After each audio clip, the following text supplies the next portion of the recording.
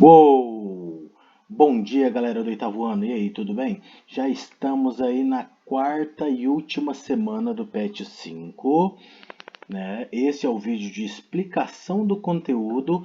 Eu sou o professor Rafael, professor de Geografia, e se você ainda não deu seu like, dê o like agora, tá bom? Se inscreva no canal, ajude o canal do professor Rafael a crescer aí, divulgue com seu colega de outras escolas, quem estiver precisando aí, né, dos vídeos aí, pode enviar o link, fechou?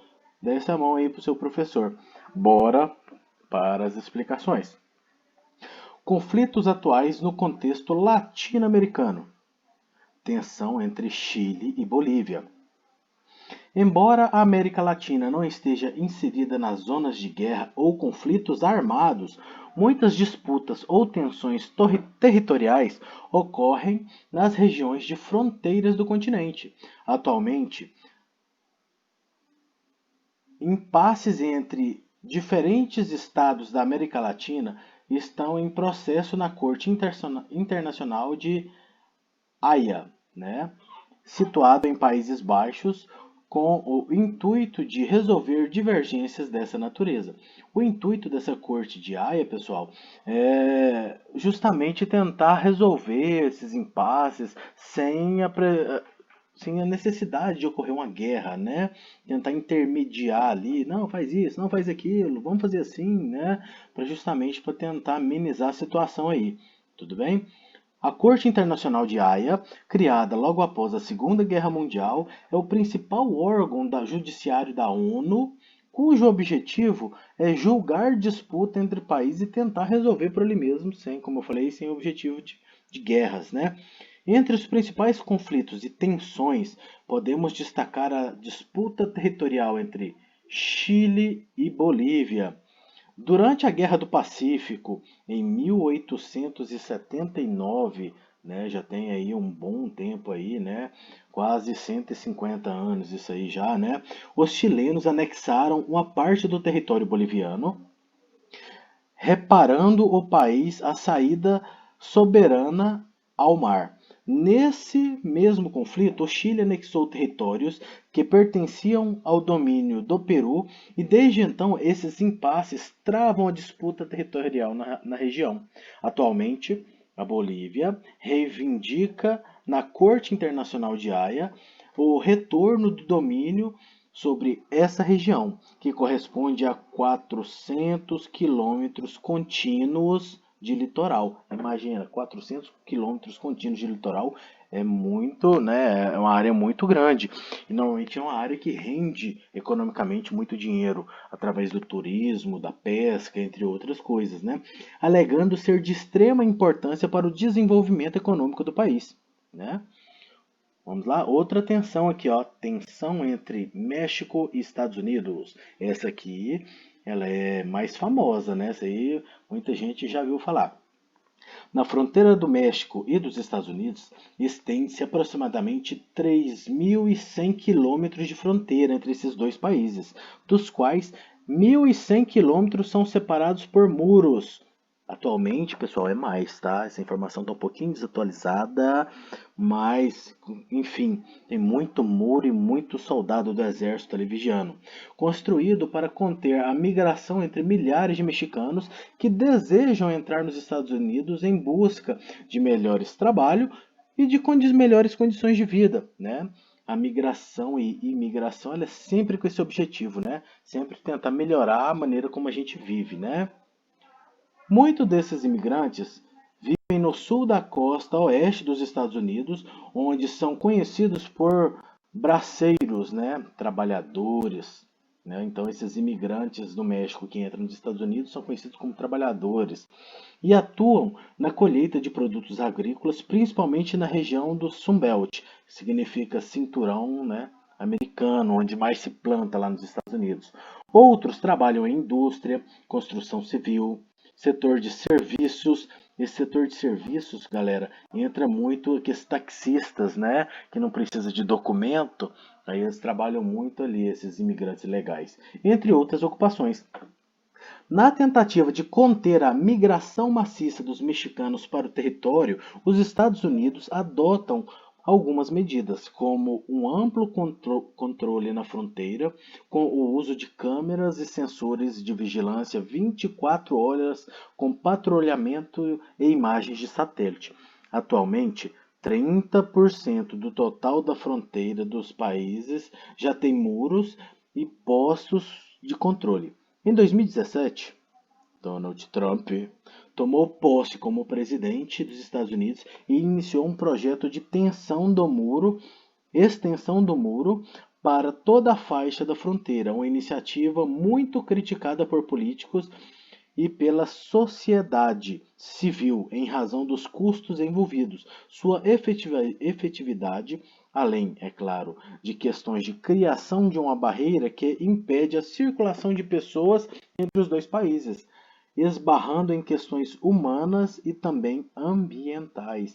Então, uma série de problemas aí, né?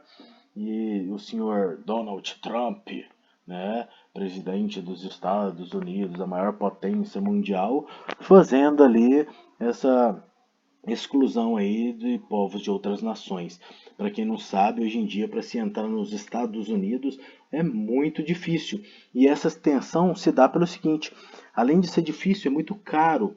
Hoje, se você quiser ir para os Estados Unidos, não é simplesmente você ir lá no aeroporto e comprar uma passagem ou comprar pelo site. Você pode até comprar passagem, mas você não vai conseguir embarcar. Você tem que ir a Brasília. Primeiro você precisa agendar.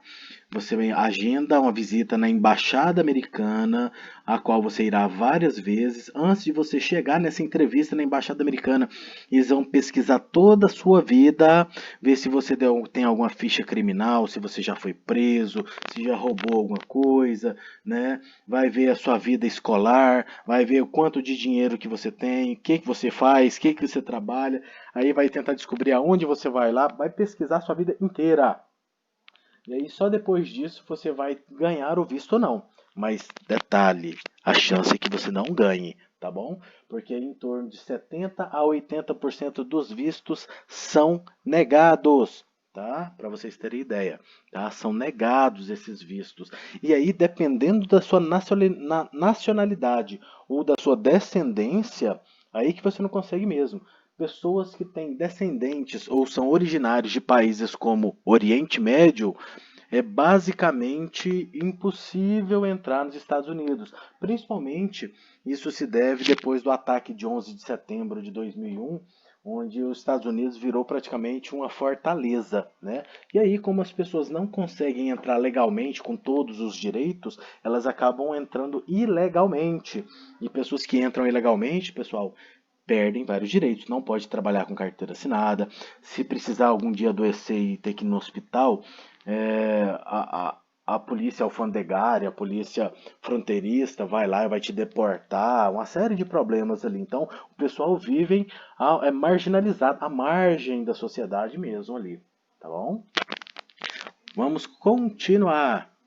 Crise econômica da Venezuela.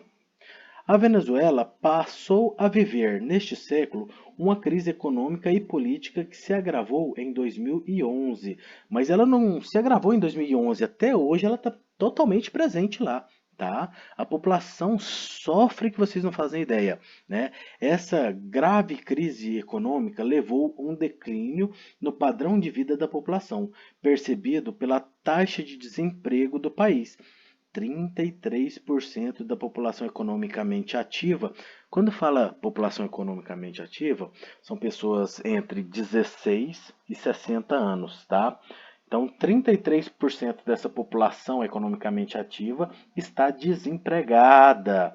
É a mais elevada taxa da América Latina, tá?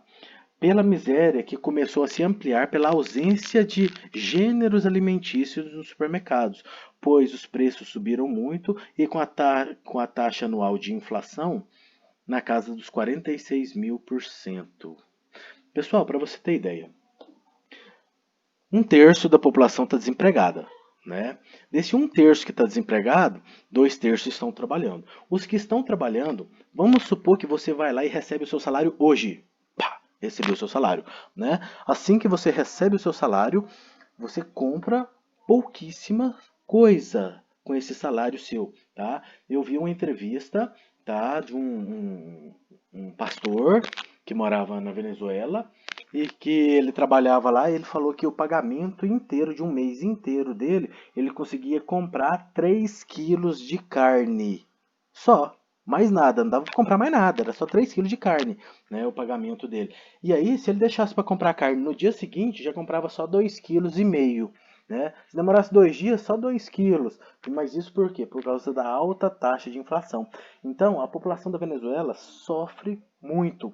Por que eles têm passado por isso, professor? Porque a Venezuela era um país capitalista, que se transformou em um país socialista e que de 20 a 30 anos para cá vem passando novamente por esse processo de transição novamente para o capitalismo. Só que a população está sofrendo demais. O governo não tem dado conta do recado e a população tem sofrido muito. Para vocês darem uma ideia do tamanho do sofrimento, olha só que tristeza. Vou contar para vocês. Lá na Venezuela, o pessoal, sabe o que estava fazendo? Estava matando o seu próprio animalzinho de estimação, o seu gato, o seu cachorro. Sabe para quê?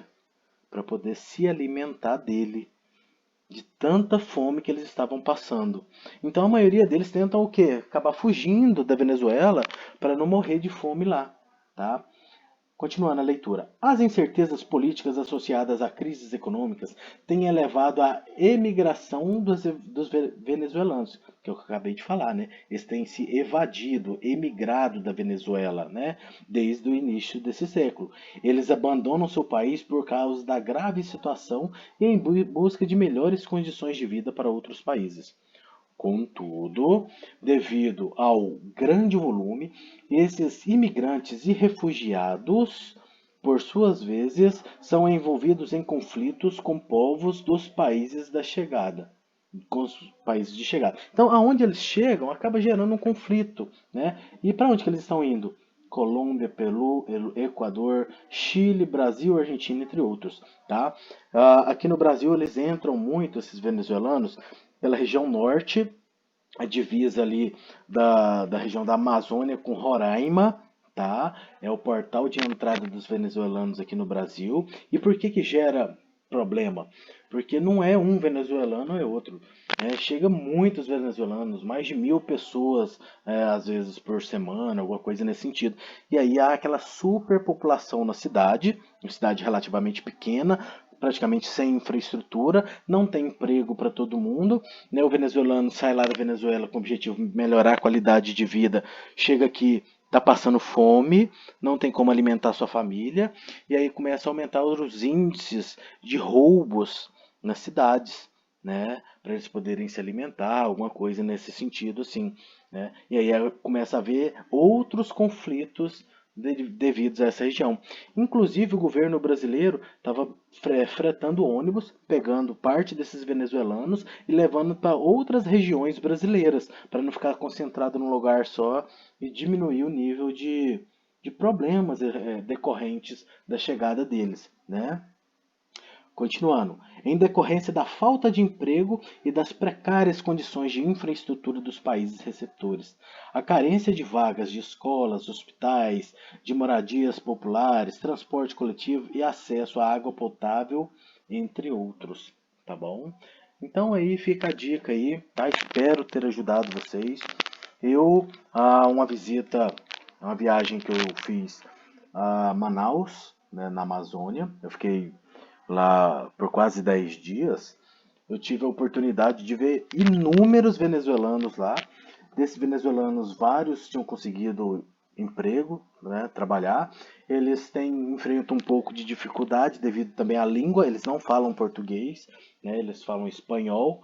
E aí há aquela transição, começando a aprender o português, acaba saindo mais um tal de um portunhol ali, né? Que a gente tenta entender. Mas alguns tinham conseguido sim trabalho ali em Manaus, tá? E aí isso a gente vai vendo muito, né? A gente vê também outros, né? Como foi falado no texto anterior do Haiti, a cidade onde eu morava em Goiás também recebeu vários haitianos lá. aí eles falavam francês, né? E aí o pessoal de lá muitas vezes acabava aproveitando desse pessoal por eles não conhecerem a nossa língua, por não conhecer o valor do nosso dinheiro inicialmente, assim como quando eles chegam, né? E acabam sendo passados para trás, enfim, uma série de problemas. Galera, espero ter ajudado vocês, tá? Vou parar por aqui para esse vídeo não ficar mais longo que ele já está. E, por favor, se você gostou aí, deixe o seu like, se inscreva no canal, dê esse apoio, essa força aí, né, ao seu querido e estimado professor Rafael, tá? E no mais, até a próxima. Foi um prazer estar com vocês. Fui!